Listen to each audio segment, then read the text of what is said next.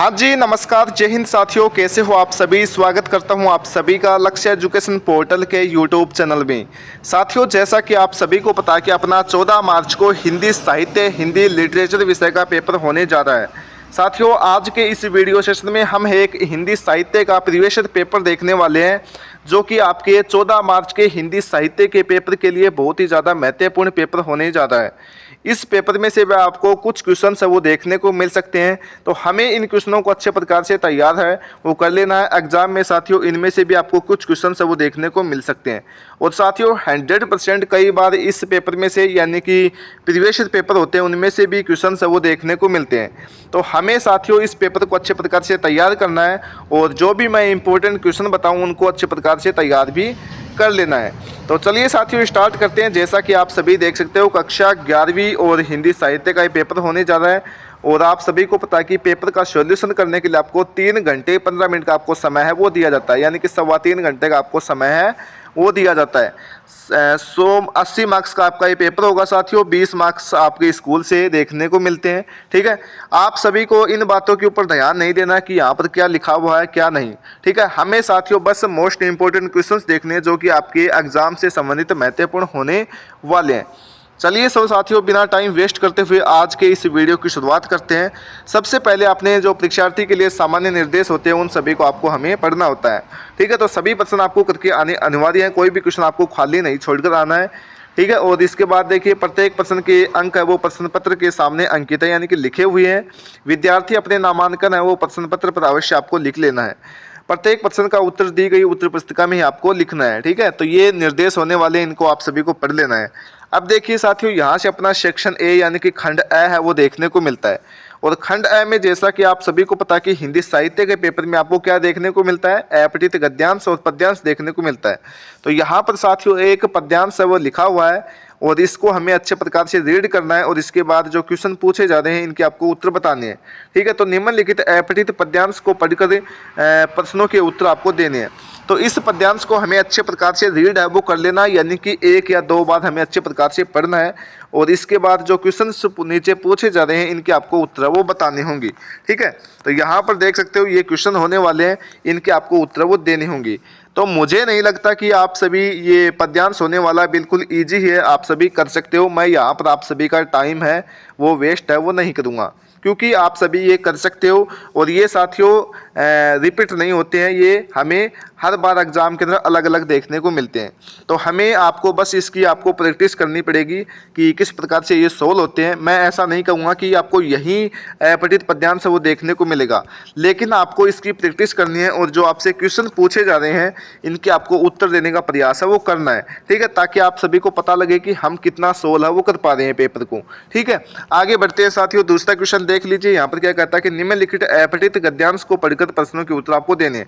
उसी प्रकार से इसको भी हमें अच्छे प्रकार से रीड करना है, और इसके बाद जो क्वेश्चन पूछे जा रहे हैं नीचे इनके आपको उत्तर वो बता देने हैं। तो कर सकते हो, यहाँ तक आप सभी को कोई भी समस्या नहीं होने वाली है। यहाँ पर आपको 4 या 5 क्वेश्चन पूछे जाएंगे, आप सभी को अच्छे प्रकार से अटेंड है वो करना है। इनमें से आपको लाइनें है वो मिला करके सोल्व कर सकते हो। यहाँ पर देखिए अपने जो मेन मोस्ट इंपॉर्टेंट क्वेश्चन है वो यहाँ से अपने स्टार्ट होते हैं, खंड ब यानी कि सेक्शन बी से। और यहाँ पर देखिए निम्नलिखित पद्यांश की सप्रसंग व्याख्या आपको करनी है। ठीक है, तो सबसे पहले तो अपने जो पुस्तक है अपनी अंतरा और अंतराल, ठीक है, उसको हमें अच्छे प्रकार से पढ़ना है साथियों। और जो अपने सभी चैप्टर के नेम है वो आप सभी को याद करने हैं, और उनके जो लेखक है यानी कि कवि और लेखक है उन सभी के नाम आप सभी को पता होना चाहिए। ठीक है, तो इसी प्रकार से आपको करना है। जैसा कि मैं आप सभी को बताऊं तो सबसे पहले यहाँ पर देख लीजिए पद्यांश है, इस पद्यांश के हमें क्या करना है, सप्रसंग व्याख्या करना है। तो सबसे पहले तो आपको लिखना है साथियों सप्रसंग यहाँ पर। ठीक है, सप्रसंग यहाँ पर आप सभी को लिख देना है, और इसके बाद साथियों अपनी जो पुस्तक होने वाली है उसका नाम और जो किस चैप्टर से क्वेश्चन लिया गया है उसका नाम आप सभी को बताना है, यानी कि इसके लेखक कौन है पहली बात तो, और जो अपनी पुस्तक है उसका नाम और चैप्टर का नाम आप सभी को याद होना चाहिए, ये तभी आप सभी कर पाओगे। इसके बाद आपको इसके नीचे लिखनी है साथियों व्याख्या।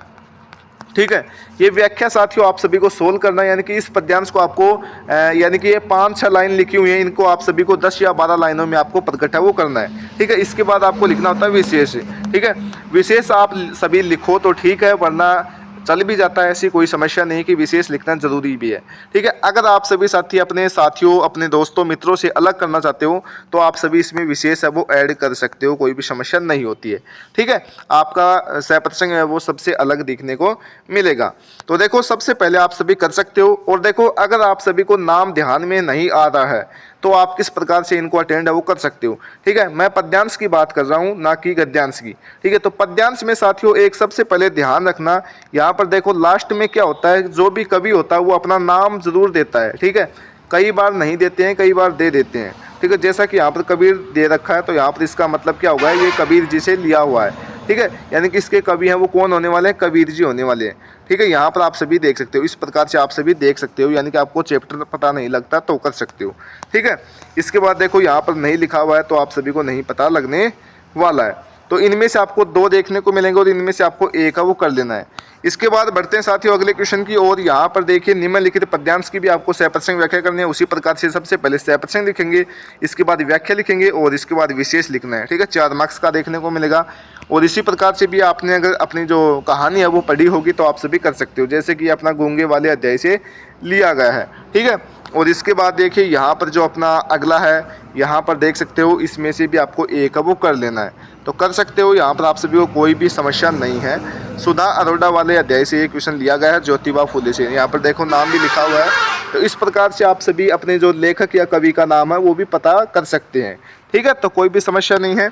इसके बाद जो अपने MCQs क्वेश्चन यानी कि वस्तुनिष्ठ क्वेश्चन है वो यहाँ पर आप सभी देख सकते हो, जो कि मोस्ट इंपॉर्टेंट होने वाले हैं। क्या कहता है कि जब 2 व्यक्ति आपस में आमने सामने संचार करते हैं तो उसे क्या कहते हैं, तो उसे कहते हैं साथियों अंतर्व्यक्तित्व संचार। ठीक है, यहाँ पर ऑप्शन नंबर डी बिल्कुल सही उत्तर यहाँ पर हो जाएगा। इसके बाद देखिए सेकंड क्वेश्चन क्या कहता है कि निम्नलिखित में से जनसंचार का सबसे नया लेकिन तेजी से लोकप्रिय होने वाला माध्यम कौन सा है। ठीक है, तो ये साथियों टेलीविज़न, रेडियो, समाचार पत्र है ये साथियों पुराने हो जाएगा, और इंटरनेट जो कि अभी वर्तमान में भी चल रहा है। तो यहाँ पर भी ऑप्शन नंबर डी बिल्कुल सही उत्तर हो जाएगा। इसके बाद देखिए, हामिद ने ईदगाह मेले में क्या खरीदा था, तो चिमटा खरीदा था, आप सभी को पता होगा। और ये क्वेश्चन साथियों मैं बताऊं तो कितनी बार एग्जाम में देखने को मिल चुका है, बहुत बार ये क्वेश्चन एग्जाम में रिपीट हो चुका है। तो इसको हमें अच्छे प्रकार से याद रखना है। ठीक है, और ये कितने पैसे का खरीदा था वो भी आप सभी को ध्यान में रखना है। इसके बाद देखिए, प्रकृति के सुकुमार कवि कहे जाते हैं। तो यहाँ पर आप सभी को करना होगा सुमित्रा नंदन पंत, आप सभी को बताना होगा। ऑप्शन नंबर ए बिल्कुल सही उत्तर हो जाएगा। इसके बाद देखिए, हुसैन की कहानी अपनी ज़बानी आत्मकथा के लेखक कौन होने वाले हैं, तो ये आप सभी को बताना होगा। ऑप्शन नंबर सी यानी कि मकबूल फिदा हुसैन आप सभी को बताना होगा। ठीक है, ऑप्शन नंबर सी बिल्कुल सही उत्तर यहाँ पर हो जाएगा। इन क्वेश्चनों को हमें अच्छे प्रकार से तैयार करना है। ठीक है, अब देखिए अगले क्वेश्चन आपको देखने को मिलेंगे फिलिंग द बैलेंस यानी कि रिक्त स्थान वाले क्वेश्चन भी देखने को मिलेंगे। तो सबसे पहले आपको खालिस्तान जनसंचार का सर्वोत्तम माध्यम कौन सा है, तो यहाँ पर देखो रेडियो और समाचार पत्र लिखे हुए हैं। तो आप सभी को थोड़ा सा दिमाग लगाना कि सर्वोत्तम माध्यम कौन सा है, तो ये हो जाएगा साथियों रेडियो। ठीक है, तो यहाँ पर रेडियो आप सभी को भर देना है। ठीक है, इसके बाद देखिए अगला क्वेश्चन क्या कहता है कि खालिस्तान समाचार का विस्तृत ब्यौरा भाग है, तो यहाँ पर आप सभी को बोल्डी करना होगा। ठीक है, बोल्डी आप सभी यहाँ पर लिख देंगे। ठीक है, इसके बाद देखिए लेखक ने टार्च बेचने वाली कंपनी का नाम क्या रखा था, तो आप सभी को बताना है सूरज छाप या घोड़ा छाप, तो सूरज छाप आप सभी को करना होगा। इसके बाद देखिए साथियों घ यानी कि अपना अगला है सूरदास खालिस्तान काव्य धारा के प्रमुख कवि हैं, तो यहाँ पर आप सभी को करना होगा भक्ति काव्य धारा की। ठीक है, इसके बाद देखिए साथियों अगला क्वेश्चन है अपना कवि देव के प्रमुख आश्रयदाता खालिस्तान थे, तो यहाँ पर आप सभी करेंगे भोगीलाल, आप सभी को बता देना है। इसके बाद देखिए जो अपने 40 से 60 शब्दों में उत्तर देने होते हैं यानी कि अति लघु उत्तरात्मक क्वेश्चन। दुकानदार ने चिमटे की कीमत सुनकर हामिद का दिल है वो क्यों बैठ गया था, ये आप सभी को बता देना है। ठीक है, क्यों बैठा था, जैसा कि आप सभी को पता है कि जो हामिद के पास पैसे थे वो साथियों 3 थे, जबकि चिमटे की कीमत थी वो कितनी थी, 6 पैसे थी। तो इस प्रकार से आप सभी यहाँ पर बता सकते हो, और पैसे न होने के कारण हामिद का दिल है वो बैठ गया था। तो इस प्रकार से आप सभी अटेंड कर सकते हो। गूंगे कहानी की मूल संवेदना स्पष्ट करनी है, अपने हिसाब से भी कर सकते हो कि गूंगे के बारे में आप सभी लिख सकते हो, और किस प्रकार से यानी कि जो अपाहिज व्यक्ति होते हैं उनकी हमें मान लो हंसी मजाक नहीं करना चाहिए, जो अपाहिज व्यक्ति होते हैं, इस प्रकार से यहाँ पर अटेंड है वो कर सकते हो। इसके बाद देखिए सूरदास ने कृष्ण के अंदरों की तुलना सेज से क्यों की है, ये आप सभी को बता देना है। इसके बाद देखिए कवि देव धारा दरबार सवेर ने किसे गए सवे में किसे गए, यहाँ पर देखो किए गए होगा, किसे नहीं होगा, किए गए चित्रण को संक्षेप में आपको लिखना है। ठीक है, 2 मार्क्स का तो आप सभी कर सकते हो। हुसैन की कहानी अपनी ज़बानी रचना में हुसैन को दाखिल करवाए गए बड़ौदा के बोर्डिंग स्कूल के बारे में आपको संक्षेप में बताना है, तो कर सकते हो आप सभी, कोई दिक्कत नहीं है। ये क्वेश्चन अपना आप ये व्यक्ति एवं माध्यम वाली पुस्तक से लिया हुआ है कि समाचार किसे कहते हैं, समाचार के प्रमुख तत्वों के नाम आप सभी को लिखना है। तो समाचार किसे कहते हैं साथियों, समाचार उसी को कहते हैं जो अपने मान लो तो रोजाना साथियों ताज़ा न्यूज देता है। ठीक है, उसी को बोलते हैं समाचार पत्र, यानी कि रोज साथियों प्रकाशित होने वाली ताज़ा से ताज़ा देश विदेश की खबर देखने को मिलती है, उसी को बोलते हैं समाचार पत्र। ये अपने हिसाब से भी कर सकते हो और समाचार तत्वों के आपको प्रमुख नाम बताने हैं। ठीक है, जैसे कि आप सभी बता सकते हो नवीनता, प्रमुखता बता सकते हो। ठीक है, और जैसा कि नवीनता, प्रमुखता, ठीक है, संघर्षशीलता बता सकते हो। ठीक है, युद्धता आप सभी बता सकते हो। इस प्रकार से आपसे ये तत्व है वो बता सकते हो। उल्टा पिरामिड शैली की आपको परिभाषा बतानी है, यानी कि परिभाषित करना है। तो उल्टा पिरामिड साथियों इसके 3 भेद होते हैं। ठीक है, क्या होते हैं, एक तो इंट्रो बॉडी समापन होता है। ठीक है, इंट्रो बॉडी समापन होता है, और इसमें साथियों सबसे मेन से खबर होती है वो सबसे ऊपर लिखी जाती है, इसके बाद बीच में लिखनी जाती है और इसके बाद नीचे से, यानी कि जो सबसे प्रभावशाली न्यूज़ होती है वो सबसे पहले, इसके बाद घटते क्रम में यहाँ पर लिखी जाती है। तो इस प्रकार से आप सभी यहाँ पर बता सकते हो।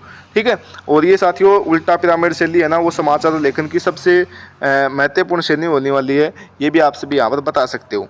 इसके बाद देखिए संध्या के समय प्रकृति के क्या क्या परिवर्तन होते हैं कविता के आधार पर आपको बताना है, कर सकते हो, कोई भी दिक्कत नहीं है। इजी क्वेश्चन है। जाग तुझको दूर जाना कविता में कवित्री मानव को किन किन विपरीत परिस्थितियों से आगे बढ़ने के लिए उत्साहित है वो कर रही है, ये आपको बता देना है।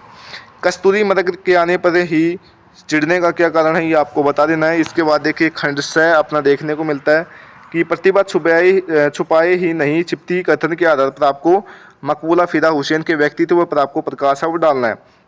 अब देखिए ये अपना जो प्रतिवेदन तैयार करना आपके विद्यालय में 14 सितंबर को बनाए जाने गए हिंदी दिवस समारोह के ऊपर आपको संक्षिप्त प्रतिवेदन तैयार करना है। प्रतिवेदन सबसे पहले तो आपको लिखना आना चाहिए। ठीक है, प्रतिवेदन होता है वो आप सभी को अच्छे प्रकार से, इसका प्रतिवेदन आपको किसी टॉपिक के ऊपर देखने को मिल सकता है, तो हमें प्रतिवेदन को अच्छे प्रकार से तैयार कर लेना है। इसका जो फॉर्मेट होता है वो किस प्रकार का होता है वो आप सभी को पता होना चाहिए। इसके बाद देखिए 10वां क्वेश्चन, ज्योतिबा फूले का नाम समाज सुधारकों की सूची में शुमार क्यों नहीं किया जाता, तर्क सहित आपको उत्तर वो दे देना है। ठीक है, तो यहाँ पर देखिए खंडदय यानी कि अंतिम अपना सेक्शन होने वाला है। आपके विद्यालय में हुए स्वतंत्रता दिवस कार्यक्रम का विस्तृत कार्यवंत आपको तैयार करना है। ठीक है, ये भी मोस्ट इंपोर्टेंट है, एग्जाम में देखने को मिलता है कक्षा 11वीं में। ग्राम पंचायत देलवास के सचिव की ओर से जिला कलेक्टर हनुमानगढ़ को गर्मी के मौसम में पेयजल की समुचित व्यवस्था हेतु टैंकर भिजवाने के लिए आपको एक कार्यालय पत्र आपको लिखना है। ठीक है, तो ये आपको लिखना आना चाहिए कार्यालय पत्र। ठीक है, कर सकते हो। इसके बाद देखिए निम्नलिखित घटना के दृश्य को 100 शब्दों में आपको करना है। ठीक है, मतदान का दृश्य या आप सभी क्रिकेट मैच के बारे में बता सकते हो। तो ये था साथियों अपना पेपर, और यहाँ पर जैसा कि मैंने आप सभी को इम्पोर्टेंट क्वेश्चन भी बताया, और ध्यान रखना कार्यालय पत्र आप सभी को आना चाहिए, और जो क्या है ये प्रतिवेदन है वो आप सभी को आना चाहिए 100%। ठीक है, बाकी इसमें से ये सभी क्वेश्चन छोटे वाले हैं वो आप सभी को आने चाहिए। और ये था साथियों अपना पेपर, कैसा पेपर लगा। ठीक है, और बाकी जैसा कि मैंने बताया कि अपठित गद्यांश और पद्यांश है इनकी हमें प्रैक्टिस करनी है, और जो सैप्रसंग होते हैं इनके आपने जो चैप्टर के सभी के नाम और जो कवि या लेखक है उसके नाम आप सभी को पता होना चाहिए। तो ये था साथियों अपना पेपर। मिलता हूँ साथियों अगली वीडियो के साथ, तब तक के लिए जय हिंद जय भारत।